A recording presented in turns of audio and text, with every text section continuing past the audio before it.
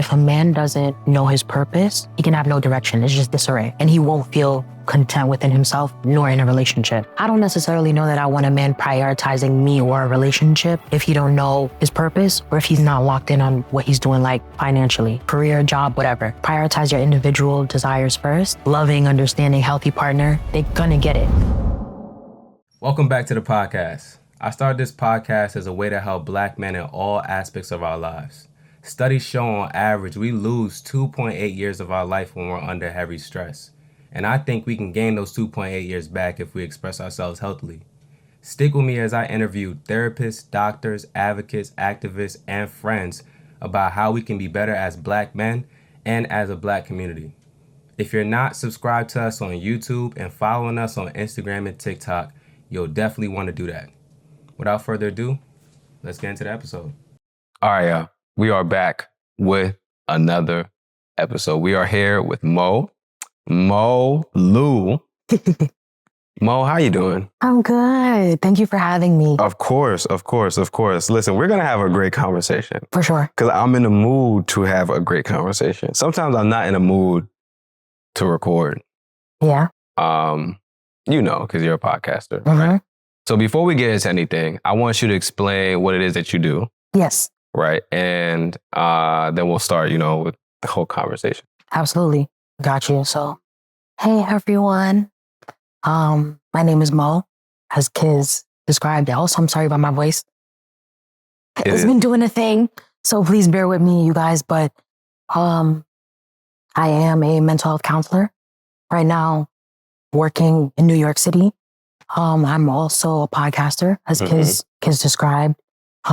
We do similar things, right? Yes, so I think my goal, my purpose is to help the community, help people that look like us, right? Black and brown, to just grow into better versions of themselves through therapy, through the podcast, right? Having a safe space, to be able to talk and just share, listen to people share, right? About their lives. I think that can help people to feel seen, right? In ways that they may not get if they never decide to go to therapy. Listening to a podcast like this one and like mine, which we'll get into, I think can help them for sure. For sure. And that's the reason why I started the podcast, man, because I was going to therapy and I was learning all these things. And I was like, man, I'm really becoming more self-aware about a lot of stuff. Why don't we go to therapy more? Yeah. And I was like, you know what? Maybe it's just like an accessibility thing, it's an affordability thing. So what better way to help folks than share what it is that I'm dealing with. Mm-hmm. And it wasn't enough to make Instagram posts and stuff. So I wanted to have a longer form conversation. And initially when the podcast started, I had the idea of small bite-sized pieces of information. So I wanted the episodes to be no more than 10, 15 minutes. And so that's what I was doing. And then folks started listening. They're like, man, we want more. And I was like, oh, well, I don't know if I have that capacity to give you more. You know what I'm saying? It was literally me solo episodes. Yeah. So we're just talking about, how the platform is growing and everything. So it's just a good reminder, you're not going to always start where you want it to end. Yeah. Yes. And that is a bar. That's a whole bar. Because a lot of times folks are like, yo, this is what I want it to be like. I want to have 2-hour episodes, really crisp 4K quality. And well, good luck, buddy. You know what I'm saying? Not saying you can't do it, but at the same time, you have to understand incremental progress. Yeah. Incremental progress for sure. So obviously just got on the phone with Naima. Mm-hmm. So we had to take a little break from the episode. But what I was telling you is I remember last time Naima called me in the middle of the episode and I ignored it. Oh. And I had told my mom, yo, when Naima had called me in the middle of the episode and I ignored it. And she was like, never do that again. Mm. I was like, why? Yeah. So she told me, she said, how many times does Naima, how much has Naima ever called you? Or how many times has Naima ever called you during an episode? And I was like, that was probably the first time and the only time. And so she was saying something could have been going on. So yes, an episode is important, but at the same time, it's not more important than the person you're building your life with. So if that's happening and she's calling you and you know it's a rare occurrence and it doesn't normally happen, answer the call her back, whatever the case may be. And like like we just did, I can always get it edited out. Yeah. It's not that big of a deal. But yeah, it just reminds me like, it's very, man, talking about the roots of the platform. I promise you, we're going to get into the episode. Let's get into it. We're going to get into the episode. I know I'm being interviewed here, but I want to hear about you too. I'm just thinking and reminiscing about like all the things that's happened up until this point, man. There's a lot of stuff that's happened, a lot of things that go on behind the scenes that make it so that we can do what it is that we're doing now. Yeah. And I'm just thinking about all of that in this moment. But they don't want to hear about that. So let's get into you, Mo, right? Let's talk about your upbringing. Let's talk about it. Because you mentioned it in your bio. I don't see you talk about it too often on social media. Yeah. And I'm like, ooh. Let's talk about it. Perfect time. So please take me through what life was like for you as a child growing up in a single parent household, right? Also Caribbean household. What was that like? Okay, so let's get into it, right? So yeah, I am a product of a single mother. I am, for those who don't know, I am Jamaican and Haitian. My mom was born in Jamaica, West Indies, Kingston, to be exact. And my father was born in Haiti, Port-au-Prince, I believe. And yeah, they were together at one point. I think they got engaged, but they never married. Okay.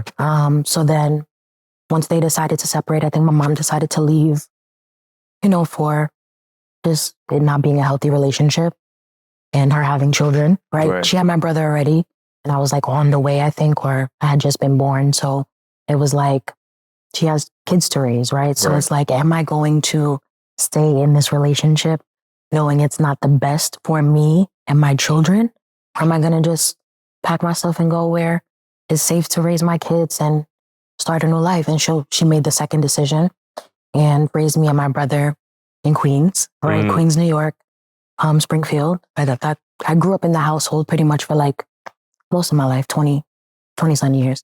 So growing up in the house was actually really good. Like I had a really good childhood. I didn't want for anything. Like me and my mom were tight to this day. She get on my nerves sometimes, but it is what it is. That's all parental relationship. That's all parents. She get on my nerve. I'll be like, girl. But she's like one of my number one supporters. Like I wouldn't have been where I am now, have my master's degree, working as a therapist full time, doing the things that I'm doing if she wasn't my source of support. You know what I'm saying? So it was good. But, I still have like relationships with my cousins on my dad's side and stuff, my family on my dad's side. Me and him don't speak. We don't have a relationship. He was absent. He wasn't like present for whatever reason. Mm-hmm. So we don't talk, but it's no like, I'm not harboring any like animosity towards him. I think there are still things that like I'm triggered by sometimes. Okay. If I'm being honest. Yeah. Because I'm a human, right? And I think because people feel like because you are a professional, you should know how to deal with this. No, like sometimes things bother me when I hear certain things, or if someone says something to me that reminds me of my own life experience, I get triggered. And what that looks like could vary depending on the day. Right. But I think for the most part, I see him sometimes and it's like, hey, and that's it. Right. And I feel like, the reason why I keep being blessed is because I'm not walking around angry. If I was walking around angry, harboring, negative feelings about, my dad, I don't know that I would be blessed, right? Because, he has his own life, right? He has things that he went through and things before I was even thought of. So like, I don't know what his life was like before, right? Before I existed, I don't know what his traumas are, what he went through. I just know, I have no very minimal information. So it's kind of a thing of like, he was a human, he is a human. So I don't want to, harbor anything. Because I also feel like that stopped me from growing. Right. So yeah, it bothered me. I went through a phase, a period as like a teen where I was upset about it. But I talked with my mom about it. Okay. And Yeah, I feel like I've gone to therapy, Mm-hmm. you know, previously. Not in therapy right now, but I have gone before. So I think for me, I feel like You've handled it. Not handled it, but you've dealt with it as best as you can. I've dealt with it as best as I can. Okay. You okay. know? Okay. Yeah. Yeah. Man. This is a deep conversation. I haven't had this conversation with a woman. Yeah. I've had this conversation with men. Yeah. And I know how men approach it. Men are like, yeah, he ain't around. And, you know, I wish we were closer, but, Mm-hmm. you know, it's more like a F that dude type of vibe. Not saying that that's what it is. That's not how they necessarily feel, but it's more so like along the lines of that. From you, what I'm getting a lot of, and you let me know if I'm wrong, is damn, I wish. I have those moments sometimes. Okay. I think I went through, that was that period of time that I went through as a teen. It was kind of just like, I think the underlying thing was I wish, right? It was underneath it was hurt and sadness, but what was coming out was anger. Like I was lashing out. I was maybe like trying to figure out if my mom did anything, and she didn't, right? Like, you know, granted, there's always two sides to a story. In a relationship, both people are experiencing the relationship differently. But based on what my mom told me, because that's all I can go by, I'm like, it sounds like, you know, he might have been the problem, but she wasn't perfect either. Right. We not over here making it seem like she was a saint. Relationships have hiccups, they have flaws, but I mean, when we're talking about relationship aside, now you've brought life into the world. There's other things that I feel like have to come into play up here, and he just didn't have it. That's kind of how I have to look at it. But I mean, sometimes I'm like, I wish, but then other times I'm like, I turned out so well. Right. Without him. That I'm like, sometimes there are people who they're in two parent households and it's not that great. You be like, yo, you had everything that other people wish they could have had. So why you wilding? Why you acting like that? And it's because it wasn't all glamorous. It wasn't all peachy. So I'm always like, nah, rather than harp and like say I wish all day, look at like how blessed I am, because my mom, that's my girl. Like she literally, I had everything growing up. I was fly. I was a sneakerhead. I had anything that I wanted. Like it was like, you know, but my mom also was like, girl, we not rich. So if you want to get these things, go work. I was working at 16 by choice, not because I needed to, but by choice. You know, growing up in New York, everybody wanted to be fly. And so like if the fly ones usually had a job or had like some sort of like uncle that was scamming. I was like, is she gonna be honest? Is she gonna tell the truth or is she gonna cap? Because I'm letting you know, and you really sugarcoated it, because the truth is they be scamming. Not even their uncle, it's them. Yeah, but I'm glad we got there. I'm glad we rounded out there, because I'm like, yo, is she gonna tell the truth? Listen. If you know, you know. Nah, that's a fact, man. I used to be in New York in school, in high school and stuff, just looking at all these dudes wearing all these different sneakers and Margielas and Gucci and Louis. I'm like, how the hell are you 60? How? You live a few blocks. I know it ain't hitting like that in your house. So what is happening here? Right. How are you getting all these sneakers? What am I missing? Then I got a little older and I started peeping. I said, ooh, y'all scamming. I don't want it that bad. Right. I'm good. Some of y'all get charges. Y'all going, you know what I'm saying? Y'all getting put in detention centers. I'm all right. For some Jordans, I'm good. You know what I'm saying? So like for me, I've always been like the delayed gratification guy. Yes. Because I feel like that's the best type of success to set up for yourself. Instant success is not going to last you long term. That's what I always try to tell these dudes, man. It's not going to last you long term. It may look good for a little bit and it may hit for a while. And you may feel cool. But if you always got to look over your shoulder, what kind of life is that?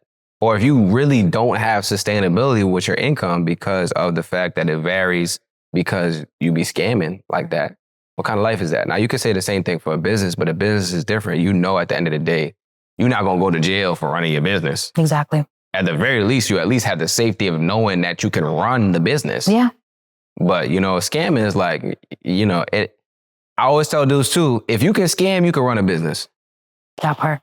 If you can sell drugs, you can run a business. That is a business. That's a whole business. That is a business. You have a product. You got consumers. Yep.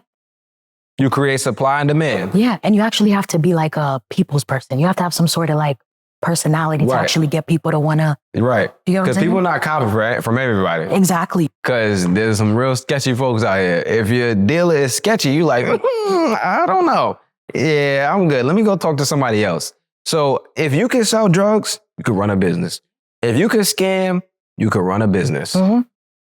So for me, it's always like, there's an alternative to every quick get rich scheme or like get money quick scheme in the world. There's an alternative to it always. And I just feel like we got to be willing to find that and stop being so willing to take instant gratification as the route to everything. But that's just a sidebar. Yeah. I want to get back to you and your dad. Yeah. Right?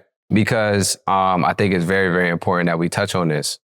Do you feel like that? I know you turned out, you're a success for sure. Like we know that. Thank you. Master's degree, Thank you. working full time. Yes. You're not out here bumming it. You know what I'm saying? You taking care of yourself, taking care of things for sure. Yeah. But do you feel like there were other areas in which not having a dad impacted you? Oh, that's a good question. And and if so, what are those areas? I guess yes. The answer is yes. Okay. Those areas would be, which I feel like I maybe start to see as I get older. Because when I was younger, I feel like still very like green, innocent, not really maybe even knowing how it's affecting me. Right. As I've gotten older, I've been able to kind of like recognize areas where like, oh, I think this is why I'm responding in this way. Right. Okay. And I don't know if you know where I'm about to go with it. No, I don't. But I think just sometimes in my interactions with men, okay, I feel like, and this could be like friendship wise, this could be romantic, this could be like family members that are men. I think I'm very like, there can be like, I think because I've been like pretty independent. That's what I would say. It's a thing where I was raised by a very strong, independent woman, where I was raised to like not rely on other people, not just men, just other people to give you the things that you want. Not even by like teaching per se. Like she didn't say that. She might have said that, but she might have. Maybe one or two times. One or two times. She might have said that. But I think also by watching her example. Right. You learned it indirectly.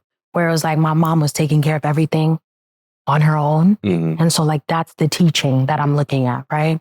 And so now when like maybe there are men around me or men in my life, men in my family who maybe don't present as independent, that maybe are looking for the women or maybe not other men, because Caribbean men don't really move like that, where they're necessarily looking for other men to help them, but the women to kind of be there, like do this. Or to me, in my mind, I'm like, why can't you do it? Right? Because for me, if I want to do something, I'm not necessarily looking for any of the men around me to help me do it. You get what I'm saying? So it's like, me as the woman, why are you as the man in my life, uncle, friend, whatever, looking for me to do this for you? You should be independent and do it too. Like me. Not necessarily like you need to do for me, but it's like we're independent people here, right? That's because that's how I was brought up. And so I realized like this can actually be something that backfires, because it has backfired before, not only in maybe like friendships, but romantically as well, where like I find that men, because I think now that's just a part of my DNA, like I'm grown now.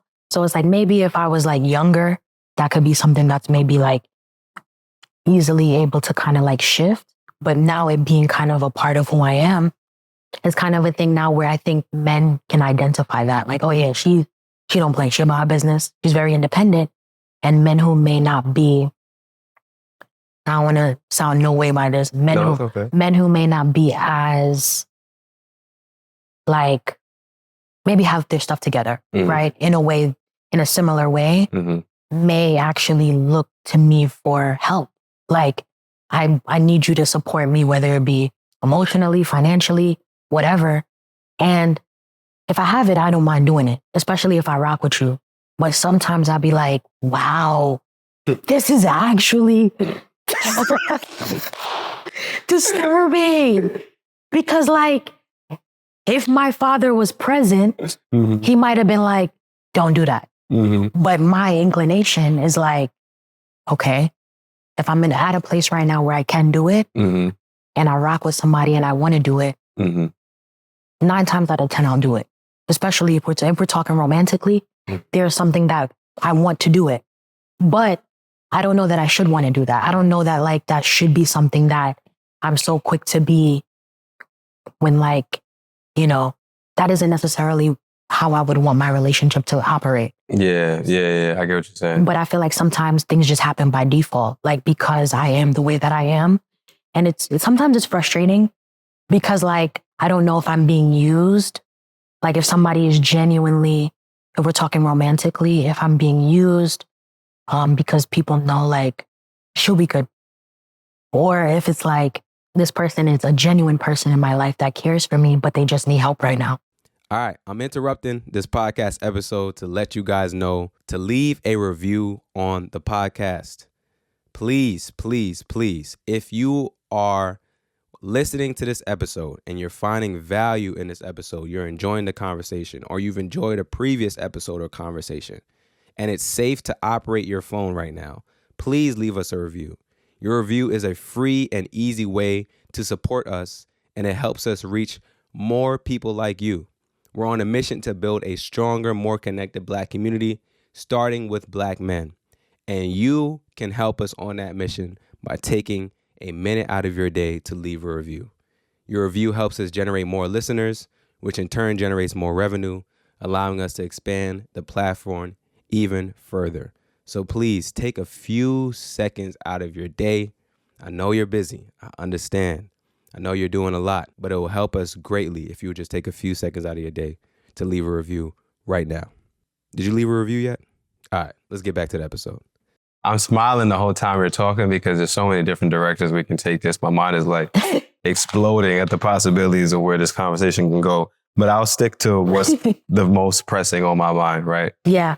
I was having a conversation with Simone Kenya. She's a CEO of the Healthcare Plug, and she very accomplished woman. She's I think she's in a relationship now. But for a while she was a single mom, taking care of her business, doing what she needs to do. And we were talking about relationships and like the types of men that she sometimes finds herself in relationships with. And it kind of reminds me of the conversation that we're having right now. Yeah. And what I told her and what I'll tell you is that you're always going to be in friction in a relationship when you're trying to pull a man into something that he's not walking into. Mm. So to help you set your compass, what I would say is that person that you're in a relationship with, are they actively doing things to try and get to the place that they say they want to get to? Mm. Because actions speak louder than words. And we as men can talk a good game, but none of that matters if our actions don't match that. Yeah. So I have no problem with a woman supporting a man because that's important. We need y'all to support us. Yeah. Like, we need y'all to support us. And sometimes that support looks different for everybody. For me, it looks different than what it looked for like my brother or my friends or whatever, right? We're all in different stages, but at the end of the day, we all need that support. But we cannot continue to take without helping you to replenish as well. And that may not always be financially. Right. You know, a lot of times that's emotionally, that's mentally, but also a big part of that I feel like a lot of us lack is the vision and the execution of the vision. Yeah. That's what we struggle with a lot. So we can tell you, yo, this is what I want to do. I just talked to this man. He said, I can get into truck it. I'm going to get my CDL, blah, blah, blah. 4 weeks later, Yo, bro, what happened to the CDL? Oh, yeah, nah, I just talked to this real estate broker and he said, yo, when you do the real estate thing, I can make 100, I can do the first flip. I just need to get my license and I'm gonna do it. 4 weeks later, yo, I just saw my man, he's doing content. I'm gonna get into the YouTube thing. If I just keep doing the YouTube thing, I'm gonna just run the ads off the YouTube. And we just keep on flipping and flipping and flipping because, again, a lot of us struggle with the concept of instant versus delayed gratification. We don't know how to just sit down and say, yo, I'm going to grind this out, for lack of better words, for however long I need to do until I get to the point where I can actually reap the benefits of the vision that I say I want to execute. And so that's why I'm saying what I'm saying to you about. You can always tell based on if you feel like you're pulling them into something they're not walking into. Right. Are they actually doing the things that they said they want to do to get them set up to where they said they want to be? And if that's not happening, it's probably a dub. Right. You feel me? Because for us is this is what I'll say. You ain't got to tell me to come and record podcast episodes. Never. Nobody ever has to tell me, yo, bro, you running out of episodes. I know. Trust me. I'm stressing about it. I'm stressed about it. So if you got to remind a man about his vision, it's not really a vision. Yeah. If it's a vision, you think about it. Yeah. I think about Express Yourself Black Man all the time. I will be asleep. I promise you. Yeah. I will be sleeping sometimes. I'll wake up in the middle of the night with an idea. I will write it down. You get what I'm saying? I will be doing stuff. I have an idea. I will write it down and I will try to execute it. And if I can't execute it, I'm like, all right, cool. On to the next thing to try and build this thing more. Yeah. You don't have to remind a man about his vision. Right. All you need to do is support him as he's walking into that vision. You help to push, pull, remove things out of his way as he's walking into that vision. So I just feel like it's very important for us to understand the difference. And I don't like when men get on social media and make it seem like women are out here just abandoning them. No. While they're going through their process of growing. Because I feel like a lot of men don't know how to communicate with a woman about what their vision is and how to show her you're actively working towards that vision. You can't just communicate it. You have to show her. I show Naima all the time, even though I know she can see it. Yeah. I still sit down with her and I'm like, yo, babe, this is what's going on. This is what we're doing. This is the university we just partnered with. This is what we're about to do. Blah, blah, blah. Because she needs to know, for security purposes, for women, security purposes, she needs to know I am secure with this man. Yeah. I can't just leave it up to the wind for her to figure it out. I have to put it in front of her all the time and let her know. And I think it's very important. And if you're not actively working on something, it's going to be hard to do that as a man. It's going to be hard to say, yo, I'm going to go get my CDL. And then 4 weeks later, you don't have no license. You ain't worked towards it, nothing. You can't put nothing in front of this woman that you just told this vision to. So now, as a result, what happens with y'all is y'all look at that and y'all like, I don't really know. I'm feeling a little insecure. I don't know what's happening. The foundation, you know what I'm saying, is getting rocky here. And now he's like, well, you just got to give me some time. Help me work it out. Take your time. You got to work with a brother. How long you want me to wait here? You laugh. This is true though. Like, I talk to you. This is what I'm saying. A lot of men don't have platonic relationships with women. And I know I'm talking a lot, but there's a lot on my mind right now about this conversation. I feel like that's another thing, right? Where it's like, I think maybe like that point I love, if men had more platonic relationships with women, yes, this would be less of a thing. Where it's like women are feeling maybe taken advantage of you. This is a conversation that we as women, we have often, right? For sure. At least women who are maybe at a good place in their life, financially secure by themselves. Because this is the part, right? Where I think I saw some article that came up that single Black women are like 90-something% more happier when they are single as opposed to when they're in a relationship, right? Really? But I don't know if we got to fact check that, right? But I came across this article and I was like, you know what? I could actually see that, right? Just because of how I felt when I was maybe, and that's the thing, I haven't even been in no real serious relationship. If I'm being honest, I'm giving y'all my business, okay? Because I love this platform and I feel like people got to hear the truth. I appreciate People have to hear the truth. I'm not sugarcoating it for nobody. I don't sugarcoat it on my podcast, so we're not going to do it here, right? I feel like I haven't been in no real serious relationship, but in situations, right? In romantic or whatever you want to call it, right? I just wasn't happier. I was like, dang, like, I like this person. We vibing, you know, I like maybe being around them. They definitely like being around me because I know I'm a vibe. I know like my energy is high, is positive, right? I always want the best for whoever I'm around, right?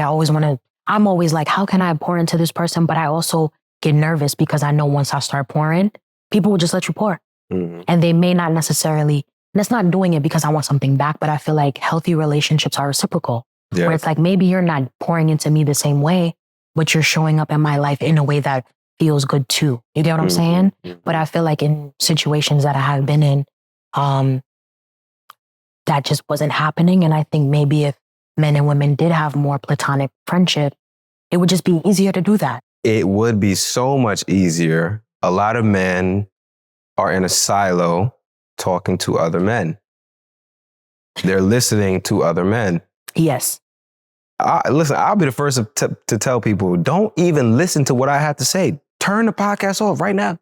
Don't listen to me. Go talk to the women in your life. The women that you actually like. Yeah. That you like would actually like, you see them as like a good partner. Don't try to like be in a relationship with them. Like just talk to them. Right. Have a conversation. The reason why I can literally tell you how I know you probably feel and like all the different things that you probably dealt with in relationships and stuff is because I've talked to so many women and y'all all say the same thing. And I'm like, how are we missing this? And I start realizing these dudes just be out here consuming content that helps them feel better about themselves. And that's not this podcast. I want you guys to, trust and believe me, I want y'all to feel better about yourself. For sure. But at some point in time, we got to deal with the reality of what's happening. You know what I'm saying? Like, and that reality is not created by us. We don't get to say, yo, this is what's happening with women. We don't get to do that. We have to talk to y'all. Yeah. So that we can be able to have educational, not even educational, so that we can be able to have an understanding of what it is that you guys are going through. Because until we have that conversation, it will always be an assumption based on third-party knowledge.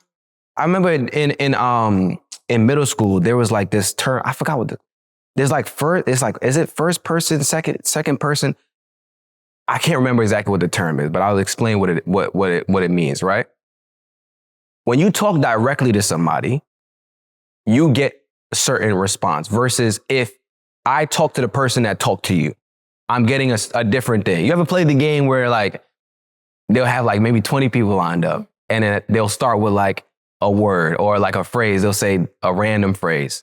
By the time it gets to the 20th person, we talking about something completely different. We don't even know how the thing changed that quickly. The same thing happens when you're on social media listening to regurgitated information from men that swear that they have an understanding of women. Even me. This is what I'm telling y'all. Don't even listen to me. Go and talk to the women in your lives and have a platonic relationship with them and understand what it is that they're dealing with when they're in relationships. What is it that they're looking for from a partner?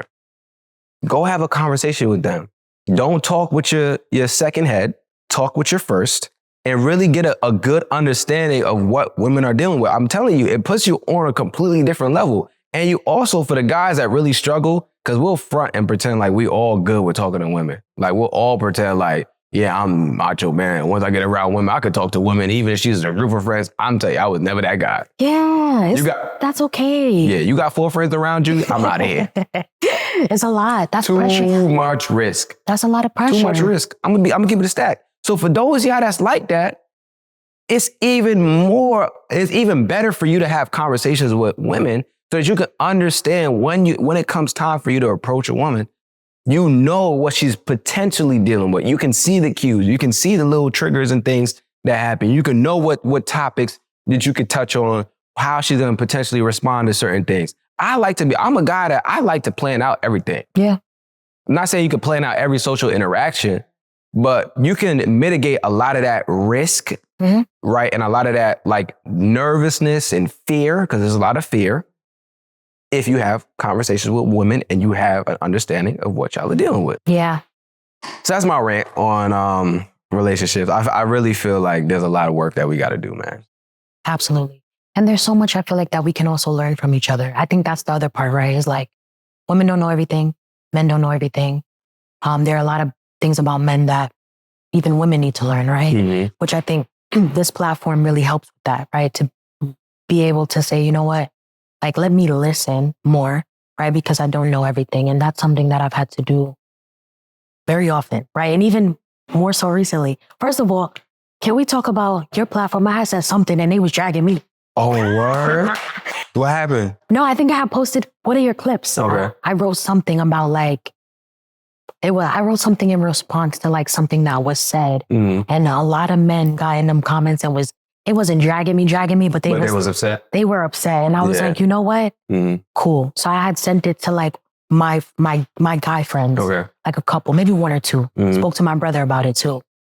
And I was like, am I bugging or?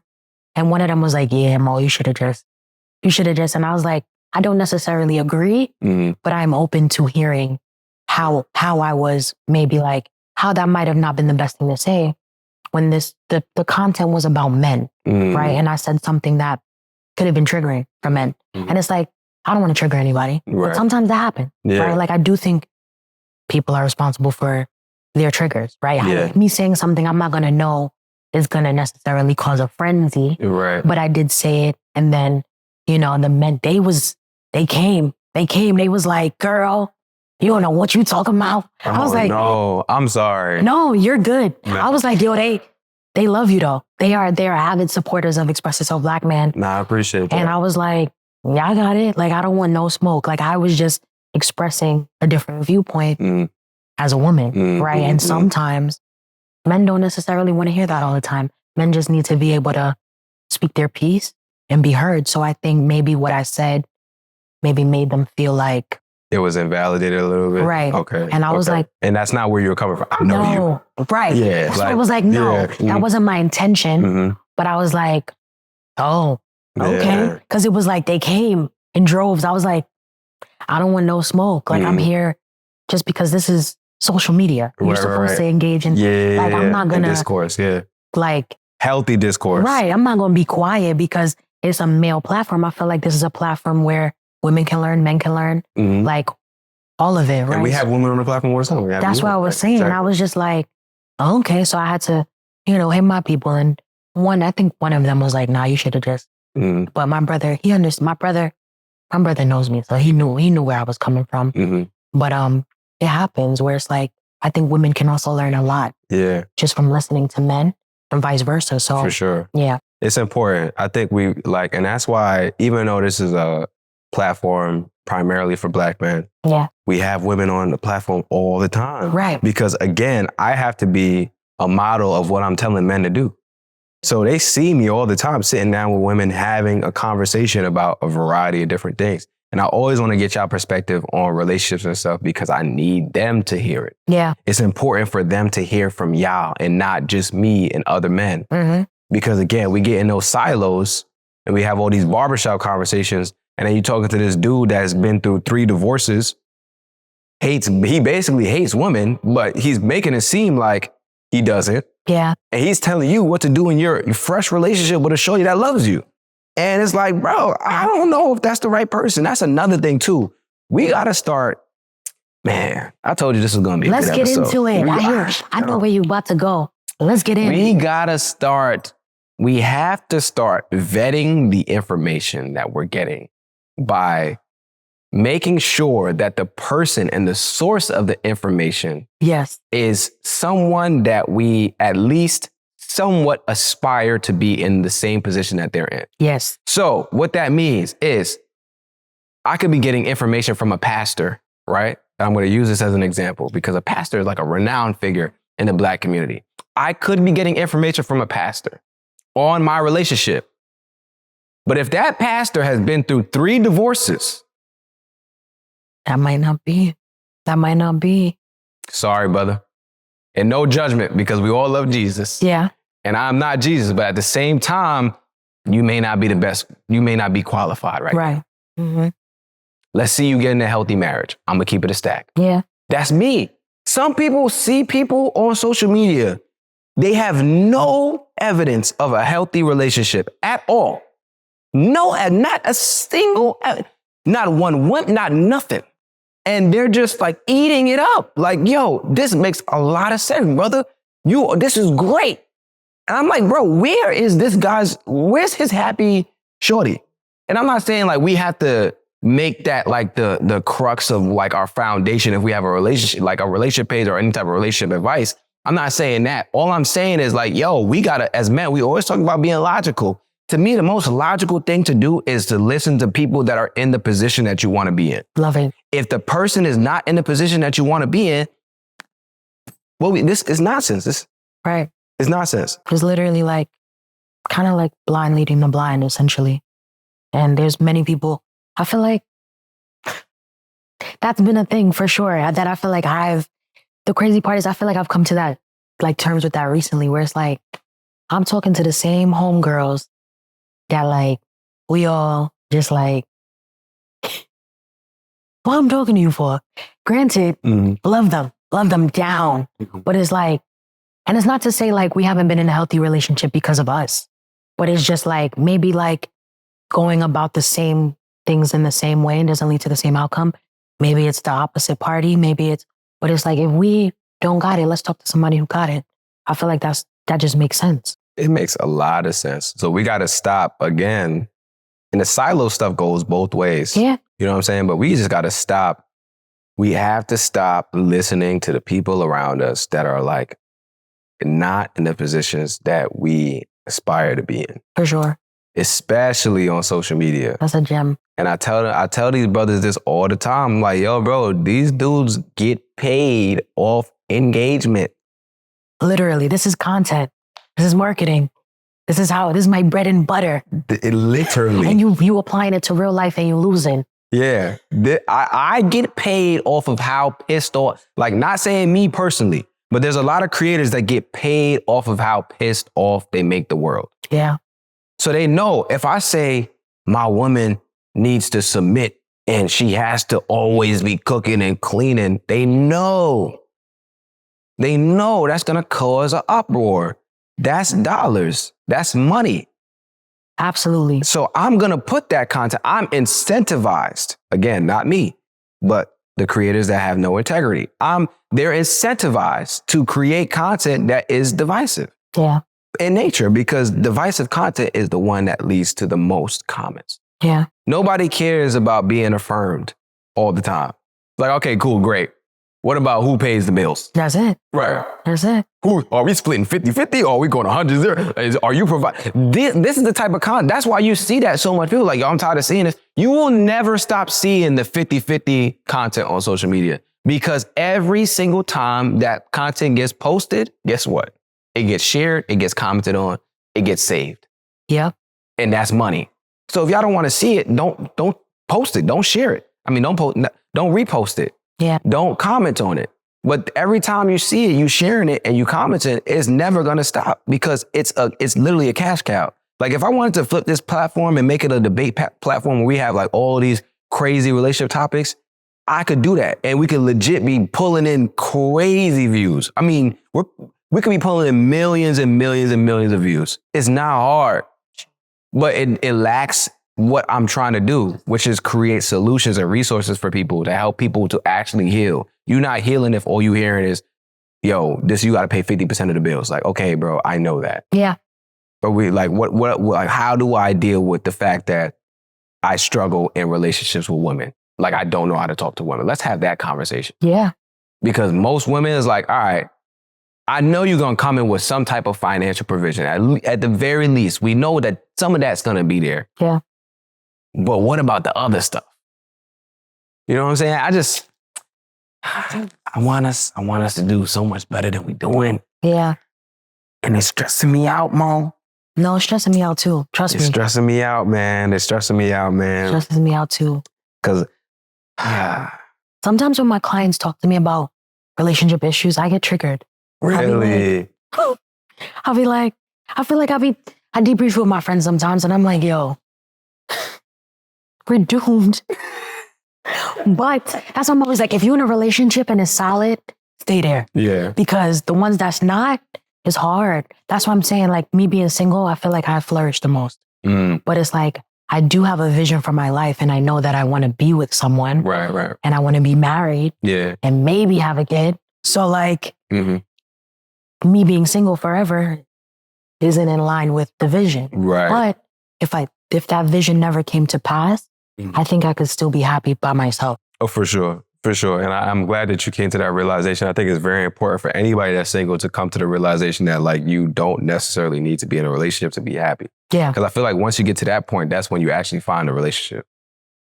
I'm there. Maybe he's coming. Listen, look, 2025. Mo, listen, I'm telling you now, the podcast episode gonna come out, the brother gonna be looking, he gonna be like, you know what? I can do something with that.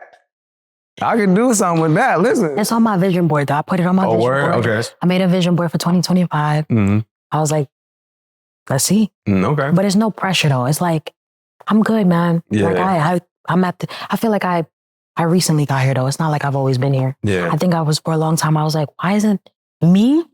Why am I not in a relationship? Like, I'm fire. Yeah. But it was like, then I had to be like, no, there's things you can work on. Like, I think the minute that you think you're above, like why not you, bro? Like, maybe you just have more refining. You got to become more refined. Maybe there's still lessons you have to learn.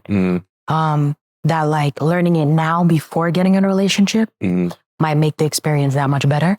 So for me, I feel like I'm at a place of acceptance now. Like, I don't feel no pressure to like be anywhere. Like, I'm enjoying life, man. Like, podcasting is fun, right? Like, getting to like help people and talk to people is fun. But yeah, I mean, that's definitely still a desire, right. But I'm not pressed. So I know you're a therapist, right? You talked about some of the clients that you have and being triggered by them. Yeah. What are some of the things that you feel like growing up and like maybe not for you specifically, but like some of your clients that are like in relationships and may have come from like, you know, single parent homes and all that kind of stuff. What are some of the things that you feel like they kind of run into a lot? I love this question. This is good. The first thing coming to mind right now is maybe just like not being treated in the way that they deserve to be treated, essentially. And it's not even, thing is like, I'm thinking about maybe like a couple of clients in particular, but yeah, not to get too like, just in case. Yeah, go ahead and shout them out. So, I'm like, let me try to make this as vague as possible. Yeah, for sure. In case they absolutely, yeah. In case they come across. Yeah. But like, just not being very vague. Vague. Just not being treated the way they deserve. Like, okay, we can stay right there. Yeah, maybe being treated like they give a lot and they just aren't getting much back in return. Right. Okay. Or it's just met with like kind of like the more they give, the more they're treated poorly. Real. Yes. Wow. So then that's the thing that I'm like, I can see how insane it is, but I don't know that they see it until it gets really bad. And that's where I'm like, if I could help the client to get to a place where it doesn't have to get to the point where you're like broken before you're like, this is terrible. Yeah. This is not what I want. This is not what I deserve. Because they know it when we're talking about it in session and we're walking through like walk me through what happened. And they're explaining it. They're like, wow, this sounds crazy. But when it was happening, it might not have hit them the same way. They were just accepting the person as they are. And I'm like, no. So I think if anything, it's just like, my thing now that I feel like has been coming up a lot in sessions recently is just boundaries. Like, what are the things that are like non-negotiables that you're not willing to compromise on? Things like that are like values, like disrespect, like respect, like, you know, even being spoken to properly, right? Like not being cursed at. Like that's not normal. Like, it's normalized, but it's not like healthy components of a relationship. So, but people have normalized it as like, I mean, they're not putting their hands on me. They're not like, they're not calling my mother out, like, but it's like, why you being cursed at for like being late? Like, that's not like where it's like the consequence doesn't fit the crime or the mistake, right? Yeah, like you made a mistake and now they cursing you out all day. Like, no, it's like that is abusive in nature, but also there's some sort of like, it's a thing where where the clients aren't even seeing it until like they've gotten to a place of like no return. Like they're at their breaking point now. And it's like, wow, this person is not treating me how I should, but it's like wasn't doing that. Right. They wasn't doing that from like the jump a while back. Yeah. And like we were talking about it.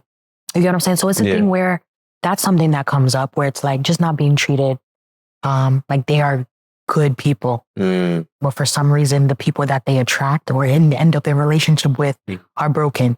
I got a couple questions. Yeah. Do you feel like when people come from like a single parent household, there is a need to want to fix other people? Oh, Jesus. Yeah. Yes. Okay. That is a yes. And that is a yes from my experience in just talking to people and me personally. What do you feel like that fixing it? Why is the fix there? What's crazy is I don't know that it's a conscious thing. Okay. For me. For other people, it could differ. For me, I don't think it's conscious, but I have friends who have told me that. Like, why? Like, my friends be like, there's one friend I'm thinking about in particular. I'm not going to say her name because she's probably going to be like, why would you say my name? But shout out to you. And I'm going to tell her after that I talked about her. But we had this conversation recently because there was this particular guy who, we in my business. Yeah, we are. We deep. I ain't gonna lie. Mo, it's bad. I'm joking. I'm talking about business on this platform all the time, right? It's okay. This is how you learn. You don't learn from, hey, this study said do this. Like, bro, nobody reading a damn study. They want to know how you applied the study. So let's talk about it. Mo. Exactly. So there was this particular guy that I was talking to, dealing with, whatever. Maybe like a couple of years back. It was like this on and off thing for some reason. On and off. We'll stop talking, then he would just pop up. And I would give him the time of day, right? Converse, right? Talking about linking up, hanging out, whatever. And kind of using that example that I gave about like the clients, he just wasn't somebody that was treating me in the way that I would, my standard, where it's like, you got to come a certain way. You got to like, whatever. He just wasn't that. It was just very much so like nonchalant, laid back. Like I'm me, I'm him, that type of energy. I'm Himothy. And I was like, whatever, right? He might be to certain people. But to me, it was just like, come on, dog. You're a guy that I gave the time of day to, right? So my friend, she knows about the history. And she knows like this guy didn't treat you the way that you wanted to be treated. Right. He was disrespectful in certain aspects that I would deem disrespectful. Right. Not necessarily that he was calling me out my name or doing crazy things, but I have a standard and he wasn't showing up right. He wasn't showing up in that way.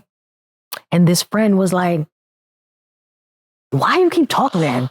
Right? Now she going off. She telling me about myself. And it was hard to hear because it's so true. Yeah. And she's like, I feel like you have a thing. She told me straight up, I feel like you have a thing where you allow these guys to like continue to like come in and out. Or this guy in particular. I don't say these guys but it might have happened twice where it was like, just like not like up to standard, but I still allowed them to be around. You know what I'm saying? So she was like, I don't know why, this thing keeps happening, but I feel like there's something in you that wants to fix these people or feels like you can like, them being around allows you to have to like do work, right? It's almost like I'm treating them like a project or a client. Yeah. Right. And when she said it, it's not like I realized this. It's not like I knew this. Like I was actively doing this because of that. But when she said it, I thought about it. I didn't say anything because I was tight. I was tight because I was like, shut up. Right. Get out my business. I'm like, who is she talking to? Right. I tell you too much. Right. Like, you know me. You don't know me like that. Right. Right. So that's very much on me. So Roger's like, yeah, that's you. Like, but I thought about it and I was like, dang, she right. Because he been should have got cut off. But for some reason, it was just like something about, us still somehow being in communication even after things not necessarily working out still gives me hope that things can change. That hope. For the better. That right? hope is real. I think that's what it is. It's hope. Yeah. It's like, naturally, I think I'm an optimistic person. Yeah. I try to see the good in people.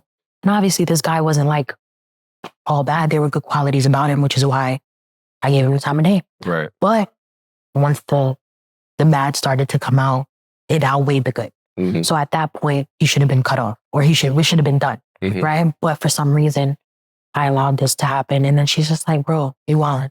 So he cut off. He's not in 2025. It's done.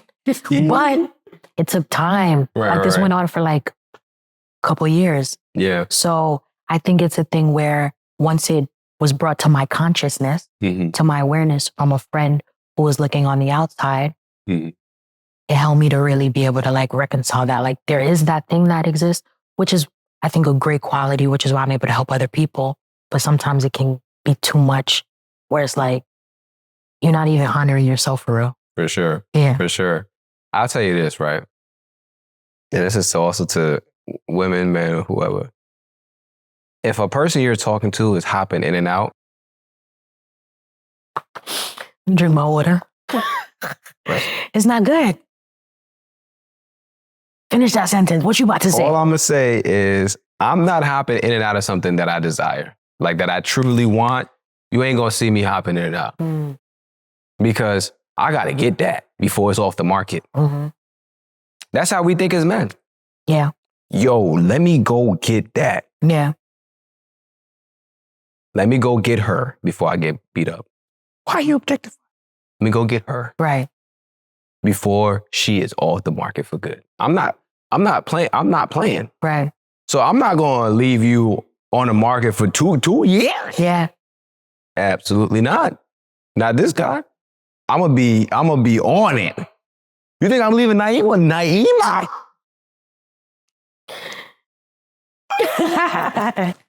For 2 years? No, Mo. No. She won't be there. That's what I'm thinking in my head. She's not gonna be there, bro. You gotta text her right now. The other dude probably texted her. You gotta send something fire. He probably not in tune with his emotions. So, you know what I'm saying? Say something a little different. You feel me? So you gotta, like, when you really about somebody, you're not waiting for somebody else to be texting them and doing all the stuff that you want to do with. No. As a man, no, you're not doing that because you're like, yo, I gotta make sure I go get mine. Yep. That's how we are. Like, we pursue. Yeah. We pursue. So I'm not gonna be in and out texting you, 2 months later and you're going to see 2 month gaps in between. No. I'm interested. So we're going to be talking every day. If you allow it, we're going to talk every single day because I want to take all your time respectfully because I don't want you talking to nobody else because I'm not trying to leave you on the market. So I just feel like, I don't know, bro. Like if you talking to somebody and they, you know what I'm saying? One moment they did and then the next moment they not. I know we all have mental health stuff that goes on. So like if it's a real mental health thing, you had like a crisis and you deal with, completely understandable. Right. But we ain't having 3 in a year. You know what I'm saying? Like we ain't every quarter you treating me like I'm a fiscal report or something like nah, come on. You giving me the quarter report at the end? Nah. Because, and that's the thing too. I feel like what happened in that particular scenario is that I already kind of like placed them in a particular category in my head of like, oh, this is just the type. No, Mo. No, you can't have that. That category shouldn't even be there. It shouldn't. But single, right? So like, this is how At least for me. I'm not going to tell the girls to do this because girls deserve high quality experiences, right? Right. But for me, and this also made me take a look at like where I was at mentally, emotionally, all of those things to where I could allow this to go on. Right. Right? Right. Where I'm single, you single, you in and out, boom. You're a human being, right? I'm not taking you that seriously until you start stepping a certain kind of way, right? And so I think that's what it was.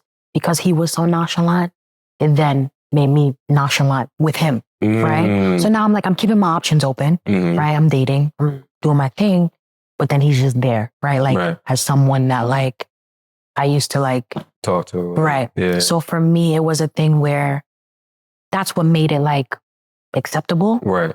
But then until it was just like, this is not in alignment with who I am though. Like truly, it was just something that kind of ended up turning into this very like casual type of thing.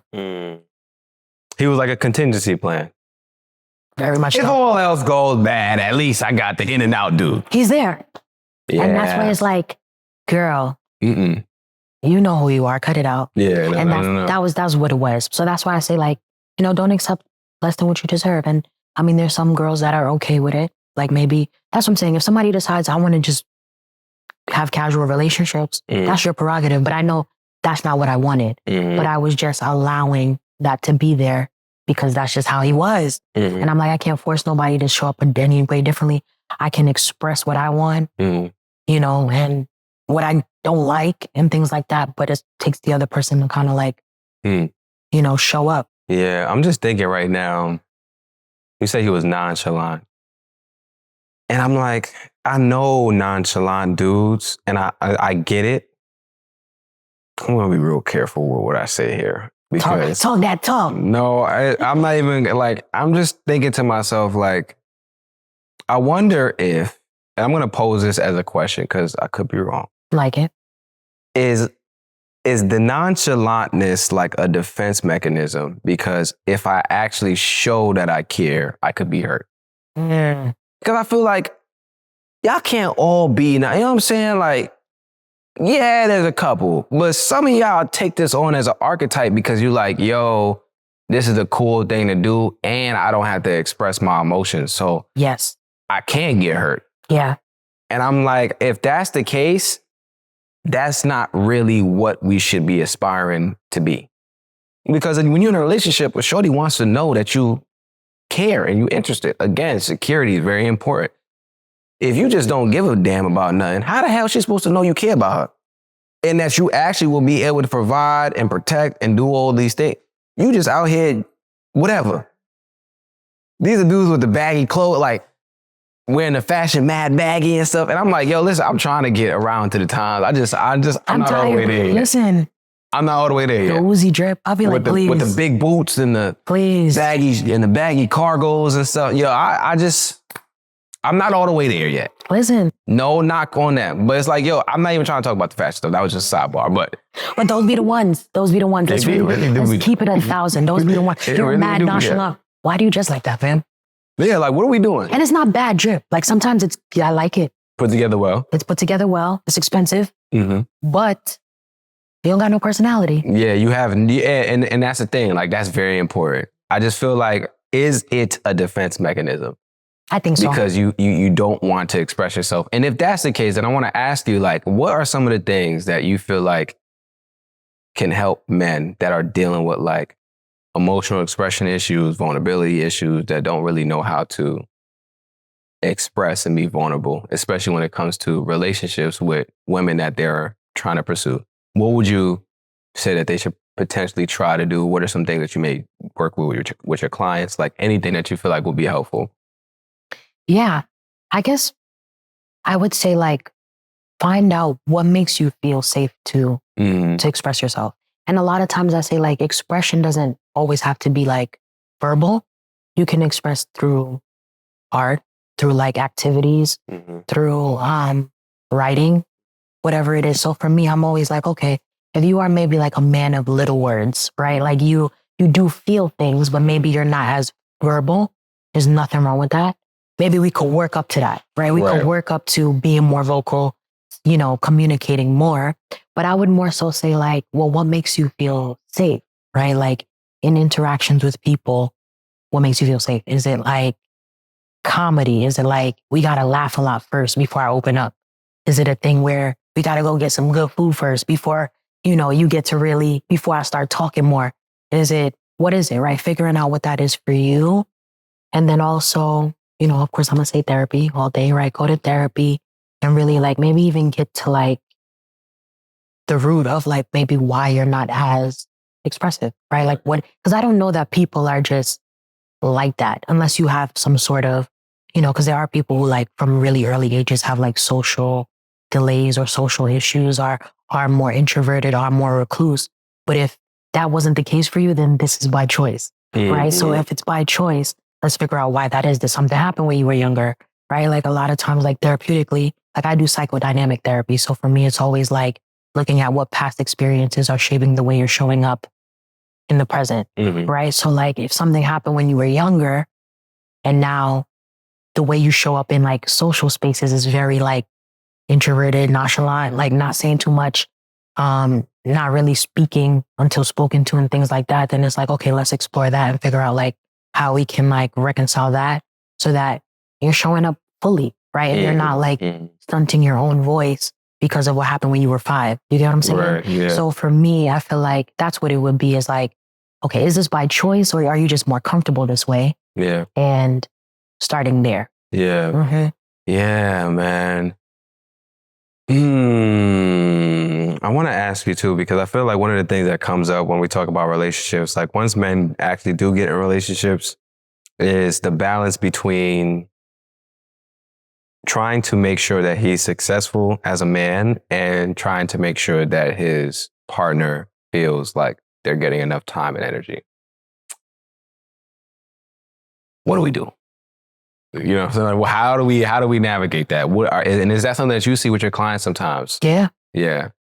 So I do think it's about balance, right? I'll start there, right? Because I do think for men, like specifically, work, like excelling career-wise and really like, pouring into like what you love to do. That's to me, I feel like that's purpose. Like I think, there's a lot of like content that I come across recently, and I feel like you probably even talked about this on your platform before, is that if a man doesn't know his purpose, then like he can just be like, he can have no direction. It's just disarray. It's not, and he won't feel content within himself nor in a relationship. For sure. So I would say definitely lock in on that. To me, I feel like that should be priority. Like I don't necessarily know that I want a man prioritizing me or a relationship if he don't know his purpose or if he's not locked in on what he's doing, like financially, like with like for career, job, whatever. Yeah. So for me, I feel like prioritize your individual desires first, right? And then, when you have a partner, you lock in, you're in a relationship, then your partner can be a part of that with you. So I would say like, it's about balance, right? Like figuring out if you ever find yourself, like for people who are in relationships and it's like, there's this imbalance. I'm not getting enough time with my partner, but I really got to get these things done career-wise. It's just keep communication open. The lines of communication, I think like a very like loving, understanding, healthy partner, they're going to get it. Because 9 times out of 10, they doing the same thing too. Right. And if they're not, then they got to get some, not to say they got to get some more work to do, but maybe they can figure out things that like, even like hobbies, like things that they enjoy in the meantime, if they're not a part of everything all the time. Right. So like, I would say like for a man, don't stop doing the things that, that the thing that is like your purpose, that brings you joy, but also brings you money. Cause like men without money are angry men. I'm telling you right now, a man who don't got money, he is mad at the world. Yeah. So that's why I'm like, and this is my black men I'm speaking to specifically, because y'all be angry, y'all be mad, but it comes out differently. It's not always punching walls and yelling at people. Sometimes it's just like irritability. Sometimes it's like, sometimes it's silence. It's like, or just becoming recluse. And it's like, where you at? What happened? Yeah. Now I'm trying to come up with a plan. I gotta get this bread. Okay, cool. Get the money. But I need you to also be a human. I need you to be here, present. Right? So I say like, we don't need angry men. We need men to be able to be joyful and happy, because that brings life to everything and everyone around them, right? So I would say lock in on that. that should be priority. I'm not going to say the relationship should. I'm never going to tell anyone that a relationship should be priority unless they're married. When you're married, then that to me is like, that is like, you guys are one now. So that's like a thing where, but if you're boyfriend and girlfriend, y'all individual lives, the things you're doing that bring you life, bring you joy, bring you money, income, keep the lights on, like that should be priority, then your partner second. That's what I would say. But, if there's a way that your partner somehow is incorporated into what you're doing, that's beautiful. Makes it even better. That's beautiful. Yeah. Oh, I got a couple of things now. Yeah. Oh man, this is good. This is good. Man, where do I go? Let's go anywhere. Let's do it. Yeah. So a couple of things, right? I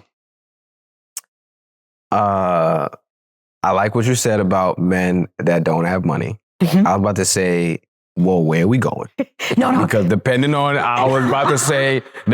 what comes out, we may have to take it out. Yes. Listen. But no, that was good because I really do believe, when we don't have our financial situation together, it does make us,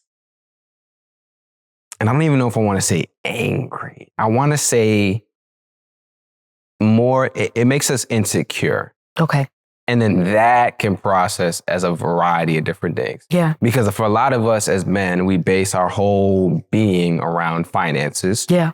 And financial provision mainly. And so if we don't have the means to do that, it creates a certain level of insecurity and a certain level of low self-esteem that then can come out as depression, whereas you talk about the recluse or the irritability or the anger. Because it's like, bro, you telling me I'm not a man because I don't have money. You know what I'm saying? So, I feel like I'm not a man because I don't have money. So those things are very, very important. One of the things that you mentioned too that I want to tap into and talk about is the irritability. Because I was just talking to Naima and we're filling out some paperwork and I needed something from her. Yeah. And she asked a very valid question. Why do you need that? I was like, babe, just give me the damn. I'm irritable. And she's like, And this crazy thing is, I knew when I was going to ask her that she would ask me that question. Okay. Because I've done it, I know how she is. So I know she was going to ask me that question. Right. Still didn't stop my response. I was still annoyed. Yeah. And I realized, not irritable because of finances or anything like that, but burnout. Yeah. Because recorded 2 episodes yesterday, recording 2 episodes today, have a lot of stuff that's going on outside of Express Yourself Black, man. A lot of personal life stuff, nothing bad. These are all, a lot of great stuff happening. Yeah. But just because it's great stuff doesn't mean that it's not stressful. For sure. And so I'm excited, but stressed and anxious at the same time. And I'm trying to fill out this paperwork before I come do the podcast. And you asking me why you need to give me the damn information, So that's what's going on in my head. So she finally gives me the answer, right? And I go do what I need to do, come back. She's like, babe, you may need a day. I'm like, why you say that, babe? Like, what's happening? She was like, I'm noticing some things and you may need a day. And I said to her in that moment, like, you know what, babe, you're right. And I do need a day to myself because I feel like I've been working so much. And this is another thing, to tie into the irritability.